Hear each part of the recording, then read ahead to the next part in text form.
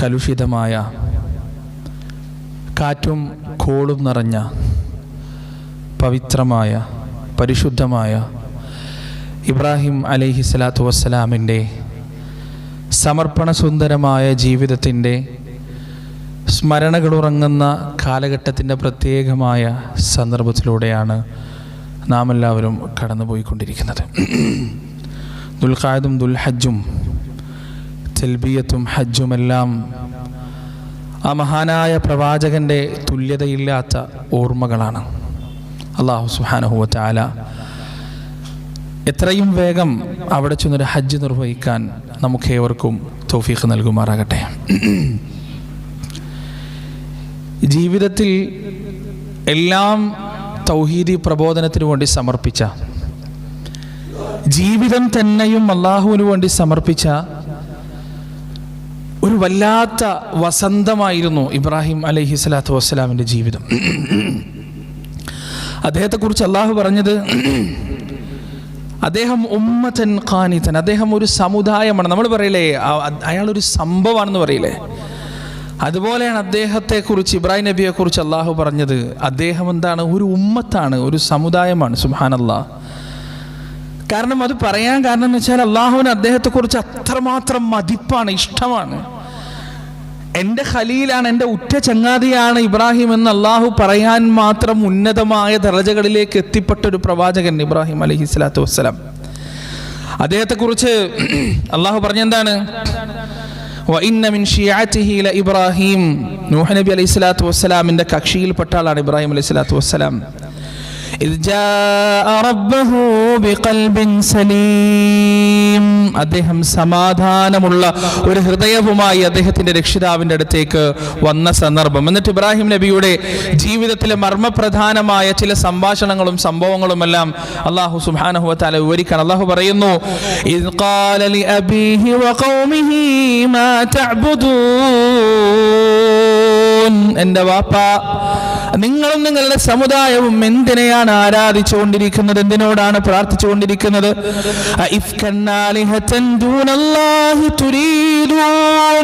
അല്ലാഹുവിന് പുറമെയുള്ള ഇലാഹുകളെ നിങ്ങൾ കെട്ടിച്ചമക്കുകയാണോ? അല്ലാഹു അല്ലാത്ത ദൈവങ്ങളെ നിങ്ങൾ കെട്ടിച്ചമക്കുകയാണോ? ഫമാ ദന്നുകും ബിറബ്ബിൽ ആലമീൻ, ലോകരക്ഷിതാവിനെ കുറിച്ച് എന്താണ് നിങ്ങൾ ധരിച്ചു വച്ചിരിക്കുന്നത്? ഫനദറ നദറതൻ ഫിന്നുജൂം ഫഖാല ഇന്നി സഖീം ഫതവല്ലൗ അൻഹു മുദ്ബിരീൻ ഫറാഗ ഇലാ ആലിഹതിഹിം ഫഖാല അലാ തഅകുലൂൻ. ആ നാട്ടിൽ വലിയൊരു ഉത്സവം നടക്കാൻ പോവാൻ. ആ ഉത്സവം നടക്കാൻ പോകുമ്പോൾ ഇബ്രാഹിം അലൈഹിസ്സലാത്തു വസ്സലാം പറഞ്ഞു, എനിക്ക് സുഖമില്ല, ഞാൻ ആ ഉത്സവത്തിലേക്ക് വരുന്നില്ല, പരിപാടിക്കൊന്നും ഞാനില്ല, നിങ്ങളൊക്കെ പോയിക്കോ എന്ന് പറഞ്ഞവരൊക്കെ പോയി കഴിഞ്ഞപ്പോൾ ഇബ്രാഹിം അലൈഹിസ്സലാത്തു വസ്സലാം ആ ബിംബങ്ങളുടെ അടുത്തേക്ക്, ഈ പറഞ്ഞ ആളുകൾ മുഴുവൻ വളരെ ഭയഭക്തി ബഹുമാന ആദരവുകളോടുകൂടി ആരാധിക്കുന്ന ബിംബത്തിന്റെ മുന്നിലേക്ക് വരികയാണ്.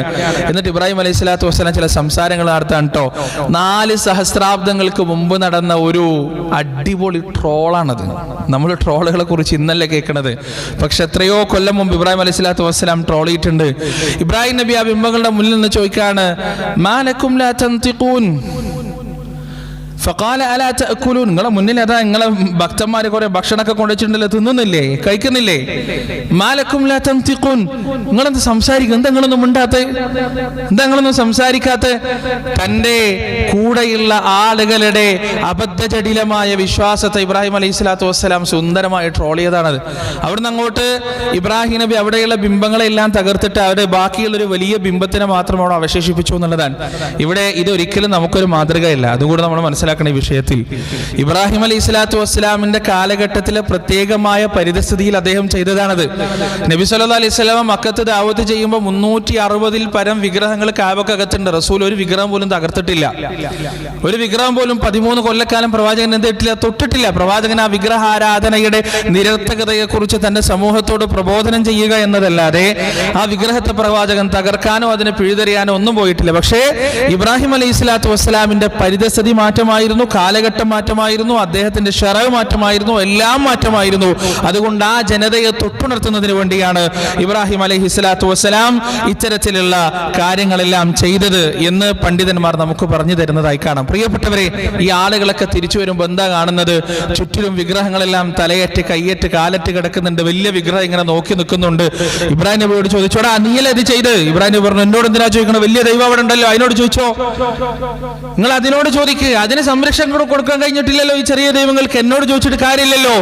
അപ്പൊ കുറെ ആളുകൾക്ക് കത്തി, ശരിയാണല്ലോ, സ്വന്തം കൺമുന്നിൽ വെച്ച് സ്വന്തം കൂട്ടാളികളെ ആക്രമിക്കപ്പെടുമ്പോൾ അതിനെ തടയാൻ പോലും ശക്തിയില്ലാത്ത ഈ ദൈവങ്ങളോടായിരുന്നു ഞങ്ങൾ ഇത്ര നാളും ആരാധനകൾ നടത്തിയിരുന്നത്, ഈ ദൈവങ്ങളോടായിരുന്നു ഞങ്ങൾ ഇത്ര നാളും പ്രാർത്ഥിച്ചിരുന്നത് എന്ന് ചില മനസ്സുകളിലെങ്കിലും വിവേകത്തിന്റെ നാമ്പ് പൊട്ടിമുളക്കാൻ തുടങ്ങിയതാണ്.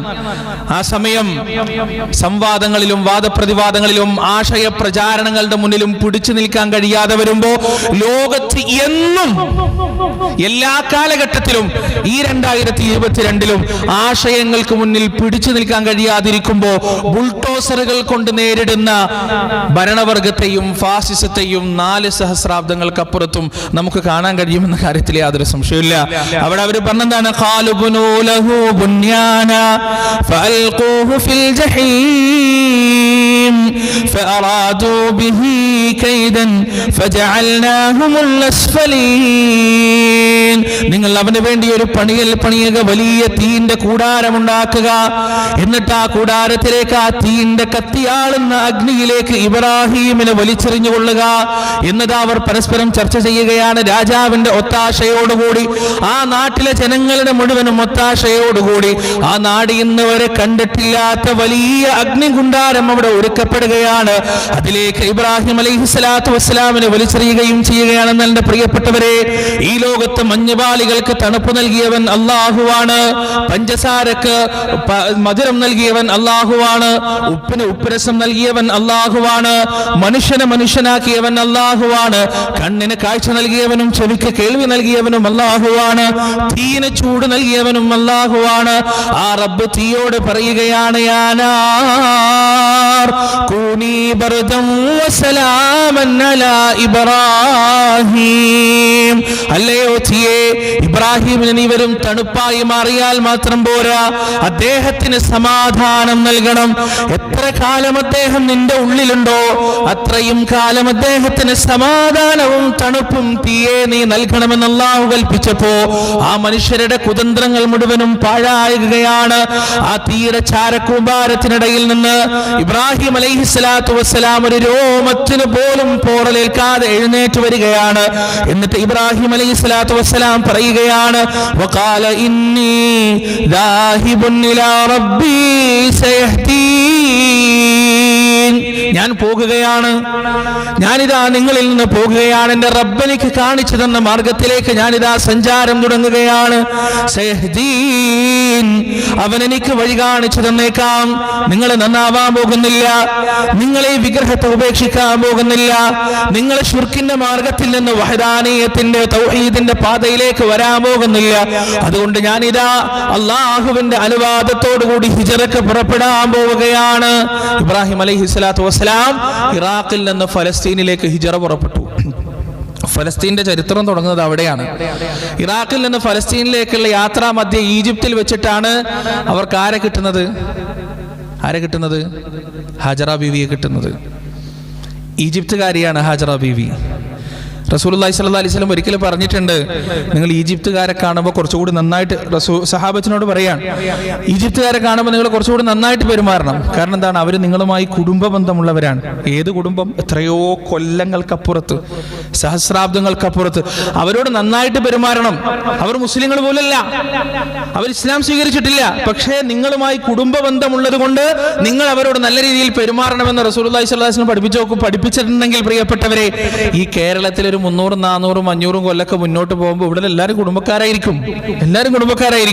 ഈ കാണുന്ന എല്ലാവരും ഒരു 300, 400, 500, 600, 700 കൊല്ലൊക്കെ പിറകേക്ക് പോകുമ്പോൾ ഒരു കോമൺ ആയ ഉപ്പാപ്പ ഇവിടെയുള്ള എല്ലാവർക്കും ഉണ്ടാവും. ചാത്തനും പോത്തനും കൃഷ്ണനും രാമനും ജോസഫിനും മുഹമ്മദിനും എല്ലാം ഒരു കോമണായ ആൻസെസ്റ്റർ ഉണ്ടാവും, ഒരു കോമണായ ഉപ്പുണ്ടാവും. അവരോട് നല്ല നിലയിൽ വർത്തിക്കണം. കുടുംബക്കാരാണ്, ബന്ധുക്കളാണ്.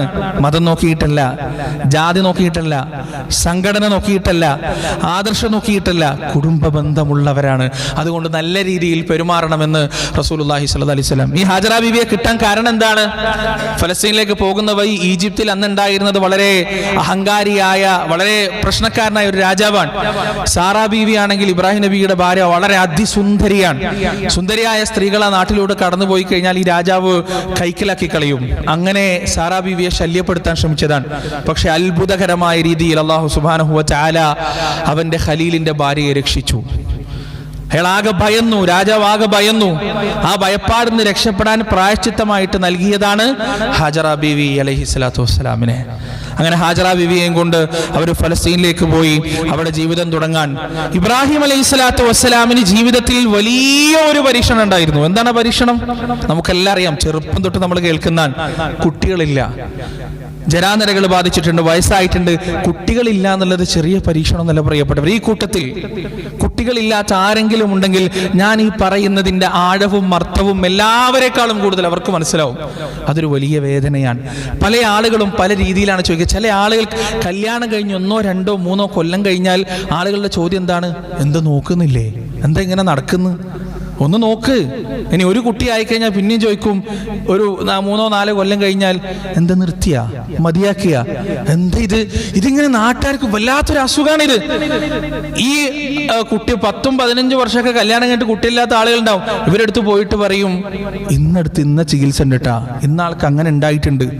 എന്നാൽ ഈ മനുഷ്യനുള്ള ചികിത്സകൾ മൊത്തം ചെയ്തിട്ടുണ്ടാവും, ഒരു ചികിത്സ ഇനി ചെയ്യാൻ ബാക്കി ഉണ്ടാവില്ല. എന്നാലും ഇയാളെടുത്ത് പോയിട്ട് പറയും, ഇന്നടുത്ത് ചികിത്സ ഉണ്ട്, നല്ല എഫക്റ്റീവാണ്, നിങ്ങളൊന്ന് പോയി നോക്ക്, ഒന്ന് കാണിച്ചു നോക്ക് എന്ന് പറയുമ്പോ അവർക്ക് സമാധാനമല്ല ഉണ്ടാവുക കൂട്ടരെ, അവർക്ക് വേദനയാണ് ഉണ്ടാവുക, അവർക്ക് പ്രയാസാണ് ഉണ്ടാവുക. നിങ്ങളറിയാം, ചെറിയ മക്കളുടെ കൊഞ്ചലും കളികളും ഒക്കെ കാണുമ്പോ മക്കളുടെ സൗഭാഗ്യം നൽകിയിട്ടില്ലാത്ത ആളുകളുടെ ഹൃദയത്തിൽ തീയാണ്. അവരുടെ വാർദ്ധക്യം ഓർക്കുമ്പോൾ അവർക്ക് വ്യസനമാണ്. അവർക്ക് കുട്ടികളെ കാണുമ്പോൾ സങ്കടം, വയസ്സായ ആളുകളെ കാണുമ്പോൾ സങ്കടം. എന്താ അവർക്ക് തോന്നുക? പടച്ചോനെ, വാർദ്ധക്യത്തിൽ ഞാനിങ്ങനെ വൃദ്ധനാകുമ്പോ എന്റെ കൈ പിടിക്കാൻ എനിക്കൊരു കുഞ്ഞില്ലല്ലോ റബ്ബേ, എന്നൊന്ന് കൊണ്ടു നടക്കാൻ എനിക്ക് കുട്ടികളില്ലല്ലോ റബ്ബേ എന്ന പരിഭവമായിരിക്കും അവരുടെ മനസ്സിൽ. അത് ഇന്നത്തെ കാലഘട്ടത്തിൽ മാത്രമല്ല, ആ കാലഘട്ടത്തിലും അങ്ങനെ തന്നെയാണ്.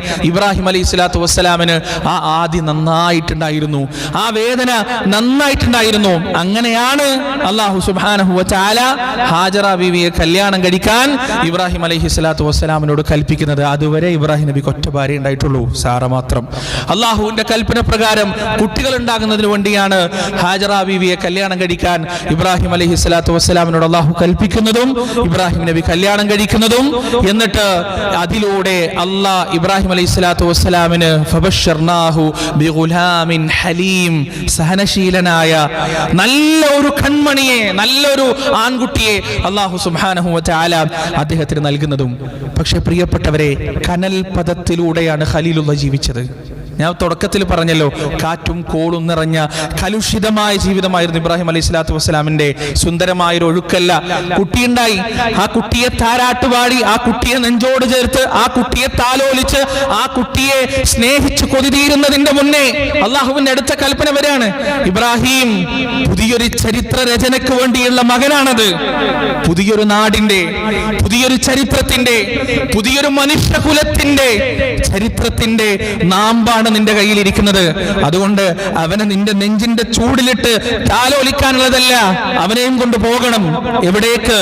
ഇന്ന അവ്വല ബൈതിൻ വുദിഅ ലിന്നാസി ലല്ലദീ ബിബക്കത മുബാറക, ലോകത്താദ്യമായി ജനങ്ങൾക്ക് വേണ്ടി പണിയപ്പെട്ട എന്റെ ഭവനമുണ്ട്. എവിടെ? അങ്ങ് ദൂരെ, ആരോരുമില്ലാത്ത, മനുഷ്യവാസമില്ലാത്ത പാറമടക്കുകൾ മാത്രമുള്ള വിജനമായ മക്ക. ആ മക്ക നിന്റെ മകനെയും അവന്റെ ഉമ്മയെയും കാത്തു കാത്തിരിക്കുന്നു, അതുകൊണ്ട് പുറപ്പെട്ടോ എന്ന് അള്ളാഹു പറഞ്ഞപ്പോ ഇബ്രാഹിം അലൈഹി സ്വലാത്തു വസ്സലാം, പടച്ചോനെ എന്റെ പൊന്നുമോൻ, ഇവന് താലോലിച്ചു കൊതി തീർന്നിട്ടില്ലല്ലോ എന്നൊന്നും പറഞ്ഞിട്ടില്ല. എന്തിനാണ് റബ്ബേ എന്റെ കുഞ്ഞിനെ, എന്റെ പൈതലിനെ ആരോരുമില്ലാത്ത ആ ഒരു മണൽക്കാട്ടിൽ, പാറക്കെട്ടിൽ ഉപേക്ഷിക്കുന്നത് എന്ന് അള്ളാഹുവിനോട് ചോദിച്ചില്ല. അള്ളാഹു കൽപ്പിച്ചു. ഇബ്രാഹിം അലൈഹി സ്വലാത്തു വസ്സലാം അനുസരിച്ചു. കാൽനടയായ ആ കുടുംബം പുറപ്പെട്ടു. വെയിലും ചൂടും തണുപ്പും രാവും പകലും മരുഭൂമിയും പാറമടക്കുകളും കാടും എല്ലാം കടന്ന് നടന്ന് അവസാനം അള്ളാഹു നിശ്ചയിച്ച ആ സ്ഥലത്തെത്തി. അള്ളാഹു കൽപ്പിച്ച ആ സ്ഥലത്ത് ഇബ്രാഹിം അലൈഹി സ്വലാത്തു വസ്സലാം ഹാജറ ബീവിയെ നിർത്തി. അവിടുത്തെ കയ്യിലേക്ക് ഇസ്മായിലിനെ കൊടുത്തിട്ട് തിരിഞ്ഞു നടക്കുമ്പോ ഹാജറ ബീവി ചോദിച്ചു, എവിടേക്കാണ് അങ്ങ് പോകുന്നത്? ഈ മണൽക്കാട്ടിൽ ഞങ്ങൾ ഒറ്റക്കിട്ടിട്ട് എവിടേക്കാണ് അങ്ങ് പോകുന്നത്? മറുപടിയില്ല. മറുപടി പറയാൻ ആഗ്രഹമില്ലാഞ്ഞിട്ടല്ല, മറുപടി പറയരുത് എന്ന അല്ലാഹുവിന്റെ കൽപ്പനയാണ്. പടച്ച റബ്ബിന്റെ അമ്രാണ്. ഇബ്രാഹിം നബി അത്ര ഹൃദയം കടുപ്പുള്ള ആളുകളൊന്നല്ല. ഒരു ബന്ധമില്ലാത്ത ലൂത്ത് നബിയെ ശിക്ഷിക്കാൻ മലക്കൾ വന്നപ്പോ അവരെന്തിനാണ് ശിക്ഷിക്കുന്നത് എന്ന് ചോദിച്ച് തർക്കിച്ച ആളാണ് ഇബ്രാഹിം അലൈഹി സ്വലാത്തു വസ്സലാം. മനുഷ്യ സ്നേഹിയായ, സരളമായ ഹൃദയമുള്ള, വളരെ പദമുള്ള ഹൃദയമുള്ള മനുഷ്യനാണ് ഇബ്രാഹിം അലൈഹി സ്വലാത്തു വസ്സലാം. സ്വന്തം കുഞ്ഞും ഭാര്യയും പിറകിൽ നിന്ന് വിളിക്കുമ്പോ നോക്കാൻ മാത്രമുള്ള ഹൃദയത്തിന്റെ കടുപ്പമുള്ള ആളായിരുന്നില്ല ഇബ്രാഹിം അലൈഹി സ്വലാത്തു വസ്സലാം. അവസാനം അദ്ദേഹം ദൂരത്തെത്തിയപ്പോ ഹാജറ ബീവി പിറകുന്ന് ചോദിച്ചു, അല്ലാഹു അമറക ബിഹാദാ, അല്ലാഹു അമറക ബിഹാദാ, അല്ലാഹു ആണോ അങ്ങയോട് ഇത് കൽപ്പിച്ചത്? നഅം, അതെ. ഒറ്റ വാക്ക്. ആ പെണ്ണിന് അത് മാത്രം മതിയാകുമായിരുന്നു. പ്രിയപ്പെട്ടവരെ, ഒരാളുടെ സാന്നിധ്യം പോലും ഇല്ലാത്ത, ഇനി എന്ത് എന്നറിയാത്ത, എങ്ങനെ കഴിക്കും, എങ്ങനെ കുടിക്കും, എങ്ങനെ ഭക്ഷണവും പാനീയവും കിട്ടും എന്ന് പോലും അറിയാത്ത ആ പാറമടയിൽ ഇബ്രാഹിം അലൈഹി സ്വലാത്തു വസ്സലാമിന്റെ നഅം എന്ന ഒരൊറ്റ വാക്കുകൊണ്ട് ഒരു പെണ്ണിന് പിടിച്ചു നിൽക്കാൻ സാധിച്ചുവെങ്കിൽ തന്റെ ഭർത്താവിന്റെ സഹവാസം കൊണ്ട് നേടിയെടുത്ത തുല്യതയില്ലാത്ത തവക്കുലിന്റെ പ്രതിഫലനമായിരുന്നു അത്. അതിൽ യാതൊരു സംശയവുമില്ല. അവിടെ നിന്നുള്ള അല്ലാഹു സുബ്ഹാനഹു വ തആല പുതിയൊരു നാഗരികതയെ വളർത്തിക്കൊണ്ടുവന്നു. ഇന്ന് മക്കയിലേക്ക് നിങ്ങളൊന്ന് പോയി നോക്കണം. അന്നത്തെ പാറമടയല്ല ഇന്ന് മക്ക. ഇന്ന് മക്കയിൽ കിട്ടാത്ത വിഭവങ്ങളില്ല, മക്കയിലെത്താത്ത നാട്ടുകാരില്ല, മക്കയിലെത്താത്ത സാമഗ്രികളൊന്നും തന്നെയില്ല. കോൺക്രീറ്റ് കാടുകളാണ്. വലിയ വലിയ കെട്ടിടങ്ങളാൽ അത്യാധുനിക സൗകര്യം മുഴുവനുമുള്ള ഒരു വലിയ പട്ടണമായി, തുല്യതയില്ലാത്തൊരു പട്ടണമായി മക്ക മാറിയെങ്കിൽ അതിന്റെ തുടക്കം ഒരു കറുത്ത പെണ്ണിലേക്കും ആ പെണ്ണിന്റെ പരിശുദ്ധനായ ഒരു പുത്രനിലേക്കും നീളുന്നു എന്നതാണ് ചരിത്രം നമുക്ക് പറഞ്ഞു തരുന്നത്. അവിടെയും ഇബ്രാഹിം അലൈഹി സ്വലാത്തു വസ്സലാമിന്റെ ത്യാഗം അവസാനിക്കുന്നില്ല. ഇസ്മായിൽ അലൈഹി സ്വലാത്തു വസ്സലാം 10-11 വയസ്സ്, ഒന്ന് നടക്കാനും ഉപ്പാക്കൊന്ന് കൂട്ടിരിക്കാനും. നമ്മൾ എപ്പോഴാണ് കുട്ടികളെ ഒന്ന് കടയിലേക്ക് പറഞ്ഞയക്കുക, അല്ലെങ്കിൽ ഡോക്ടർക്ക് പോകുമ്പോൾ ഒരുമിച്ച് ഒരു കൂട്ടിനെ ആൺകുട്ടികളെ കൂട്ടുക? എപ്പോഴാണ്? അവർക്ക് 9, 10, 11 വയസ്സൊക്കെ ആകുമ്പോഴാണ്. ഇസ്മായിൽ അലൈഹി സ്വലാത്തു വസ്സലാം ആ പ്രായമാകുമ്പോ ഇബ്രാഹിം നബി വീണ്ടും വരികയാണ്. വീട്ടിൽ നിന്ന് കൂട്ടിക്കൊണ്ടുപോകുന്നു. കുറച്ച് വീട്ടിൽ നിന്ന് മാറി കുറച്ച് അങ്ങോട്ട് എത്തിയപ്പോ ഇബ്രാഹിം അലൈഹി സ്വലാത്തു വസ്സലാം പറയുകയാണ്, ആ വാക്ക് പരിശുദ്ധ ഖുർആൻ അതുപോലെ തന്നെ രേഖപ്പെടുത്തി വെച്ചിട്ടുണ്ട്. അല്ലാഹു പറയുന്നു, ഖാല യാ ബുനയ്യ ഇന്നി അറാ ഫിൽ മനാമി അന്നി അസ്ബഹുക ഫൻദുർ മാദാ തറാ. മോനെ, ഞാൻ നിന്നെ കൂട്ടിക്കൊണ്ടുവന്നത് വെറുതെയല്ല, വെറുതെ നടക്കാൻ ഇറങ്ങിയതല്ല. സുപ്രധാനമായ ഒരു കാര്യം ബാപ്പാക്ക് നിന്നോട് പറയാനുണ്ട്. എന്താണത്? ഇന്നി അറാ ഫിൽ മനാമി അന്നി അസ്ബഹുക, ഞാൻ നിന്നെ അറുക്കുന്നതായി സ്വപ്നം കണ്ടിരിക്കുന്നു. എന്റെ സ്വപ്നം വഹ്യാണ് മോനെ, ആ വഹ്യ് കൽപ്പനയാണ് മോനെ. അതുകൊണ്ട് നിന്റെ അഭിപ്രായം എന്താണ്? നിന്നെ അറുക്കാൻ എന്റെ റബ്ബ് എന്നോട് കൽപ്പിച്ചിരിക്കുന്നു എന്ന് ഇബ്രാഹിം അലൈഹി സ്വലാത്തു വസ്സലാം ഇസ്മായിൽ നബിയോട് പറഞ്ഞപ്പോ ആ മകന്റെ മറുപടി എന്താണ്? ഖാല യാ അബത്, അല്ലയോ വാപ്പാ, ഇഫ്അൽ മാ തുമർ, എന്താണോ നിങ്ങളോട് കൽപ്പിക്കപ്പെട്ടത് അത് അതുപോലെ ചെയ്തു കൊള്ളുക, ഒരു മടിയും വേണ്ട. സതജിദുനി ഇൻഷാ അല്ലാഹു മിനസ് സാബിരീൻ, ഞാൻ ഇവിടെ നിന്ന് കുതറിയോടുകയില്ല, ഞാൻ ഇതിൽ നിന്ന് പിന്മാറുകയില്ല, അങ്ങയുടെ കൈകൾ ഞാൻ തട്ടിമാറ്റുകയില്ല. അങ്ങയോട് അല്ലാഹു കൽപ്പിച്ച ആ കൽപ്പന നിറവേറ്റുന്നതിന് വേണ്ടി പ്രിയപ്പെട്ട വാപ്പാ, ഇൻഷാ അല്ലാഹ് ക്ഷമാലുക്കളുടെ കൂട്ടത്തിൽ താങ്കൾക്ക് എന്നെ കാണാൻ കഴിയുമെന്ന് ഇസ്മായിൽ അലൈഹിസ്സലാത്തു വസ്സലാം തന്റെ ബാപ്പാനോട് പറയുകയാണ്. എന്നിട്ട് ഇത്രയും കൂടി പറഞ്ഞു കൊടുക്കുന്നു, ഉപ്പ, നിങ്ങൾ എന്നെ അറുക്കുമ്പോ എന്നെ മലർത്തി കിടത്തിക്കൊണ്ട് എന്റെ കഴുത്തിലേക്ക് കത്തിവെക്കരുത്. കാരണം ആ കത്തിയുടെ മൂർച്ചയുള്ള ഭാഗം എന്റെ കണ്ണനാടിയോടെടുക്കുമ്പോ എന്റെ കണ്ണുകൾ ഒരുപക്ഷെ നിറഞ്ഞേക്കാം, എന്റെ കണ്ണുകളിൽ ഭയം നിയലിച്ചേക്കാം. ആ ഭയം കണ്ടുകൊണ്ട് നിങ്ങൾ ഈ ഉദ്യമത്തിൽ നിന്ന് പിന്മാറിയേക്കാം, അള്ളാഹുവിന്റെ കൽപ്പന പൂർത്തീകരിക്കാതിരുന്നേക്കാം. അതുകൊണ്ട് എന്നെ കമഴ്ത്തി കിടത്തിക്കൊണ്ട് എന്റെ തല ഉയർത്തിപ്പിടിച്ചുകൊണ്ട് എന്റെ മുഖം നോക്കാതെ, എന്റെ വികാരം നോക്കാതെ, എന്റെ സങ്കടം നോക്കാതെ, എന്റെ ഭയം നോക്കാതെ ബാപ്പാ നിങ്ങൾ എന്റെ കഴുത്തിലേക്ക് കത്തിവെച്ചുകൊള്ളൂ എന്ന് ഇസ്മായിൽ അലൈഹിസ്സലാത്തു വസ്സലാം പറയുകയാണ്. ബാപ്പയും മകനും തയ്യാറായി. ഫലമ്മാ അസ്ലമാ വതല്ലഹു ലിൽജബീൻ, അവർ രണ്ടുപേരും കീഴ്പ്പെട്ടു. അള്ളാഹുവിന്റെ കൽപ്പന പൂർത്തീകരിക്കുന്നതിന് വേണ്ടി അവരതാ ഒരുങ്ങിയപ്പോ വനാദൈനാഹു അയ്യാ ഇബ്രാഹിം ഖദ് സദ്ദഖത റുയാ, അള്ളാഹുവിന്റെ വിളിയാളം വരികയാണ്. അയ്യാ ഇബ്രാഹിം, അല്ലയോ ഇബ്രാഹിമേ, ഖദ് സദ്ദഖത റുയാ, ഇബ്രാഹിം അങ്ങിതാ കൽപ്പന പൂർത്തീകരിച്ചിരിക്കുന്നു, അങ്ങിതാ സ്വപ്നം സാക്ഷാത്കരിച്ചിരിക്കുകയാണ്.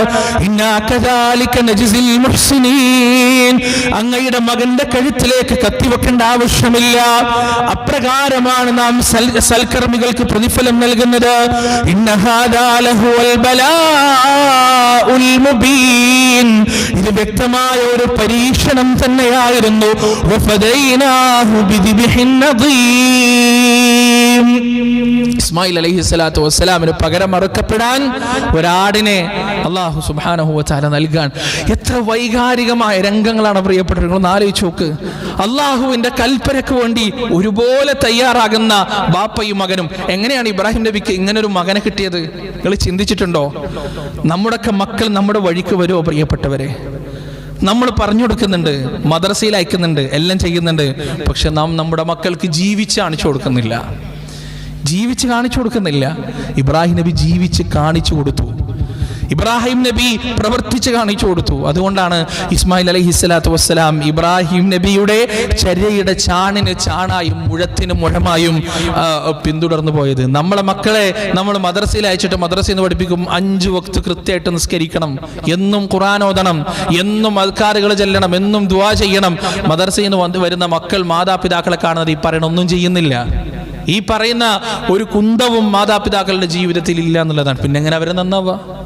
പിന്നെ എങ്ങനെ അവർ നമ്മുടെ പാതയിലേക്ക് വരും? പ്രിയപ്പെട്ടവരെ, ഇബ്രാഹിം അലൈഹിസ്സലാത്തു വസ്സലാമിൻ്റെ ജീവിതത്തിൽ നിന്ന് പാഠം ഉൾക്കൊണ്ട് അദ്ദേഹത്തെ പിന്തുടരാൻ നാഥൻ നമുക്ക് ഏവർക്കും തൗഫീഖ് നൽകുമാറാകട്ടെ. ഇബ്രാഹിമുകളും ഇസ്മായിലുകളുമായി ജീവിക്കാൻ നാഥൻ നമ്മെ അനുഗ്രഹിക്കുകയും ചെയ്യുമാറാകട്ടെ. വനസ്തഗ്ഫിറുല്ലാഹ ലി വലക്കും വഅൻ ജമീഇൽ മുസ്ലിമീന അജ്മഈൻ വനസ്തഗ്ഫിറൂഹു ഇന്നഹു ഹുവൽ ഗഫൂറുർ റഹീം.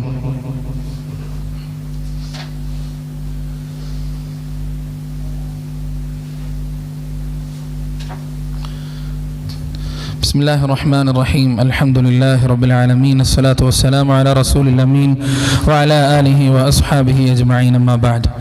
يا أيها الذين آمنوا اتقوا الله حق تقاته ولا تموتن إلا وأنتم مسلمون. ഒരിക്കൽ കൂടി അള്ളാഹുവിനെ സൂക്ഷിച്ച് ജീവിക്കണം എന്ന് സ്വന്തത്തോടും നിങ്ങളോടും വസിയത്ത് ചെയ്യുകയാണ്. ഇബ്രാഹിം അലൈഹിസ്സലാത്തു വസ്സലാമിൻ്റെ ഈ ത്യാഗങ്ങളെല്ലാം വെറുതെ കേട്ടിട്ട് അങ്ങോട്ട് പോകാനുള്ളതല്ല, അനുസരിക്കാനുള്ളതാണ്. പ്രിയപ്പെട്ടവരെ, ബലികർമ്മം എന്നത് ഇസ്ലാമിൽ വളരെ പ്രധാനപ്പെട്ട, വളരെ പ്രാധാന്യമുള്ള ഒരു കർമ്മമാണ്. അത് വാജിബാണെന്ന് പറഞ്ഞ ഒരു വലിയ വിഭാഗം പണ്ഡിതന്മാരുണ്ട്. അതായത് പൈസ ഉണ്ടായിട്ടും ബലി നടത്താതിരിക്കരുത്, ഉളുഹിയ്യത്ത് നടത്താതിരിക്കരുത് എന്ന് കർശനമായി പറഞ്ഞ പണ്ഡിതന്മാരുണ്ട്. അത് ഹറാമാണെന്ന് പറഞ്ഞ പണ്ഡിതന്മാരുണ്ട്.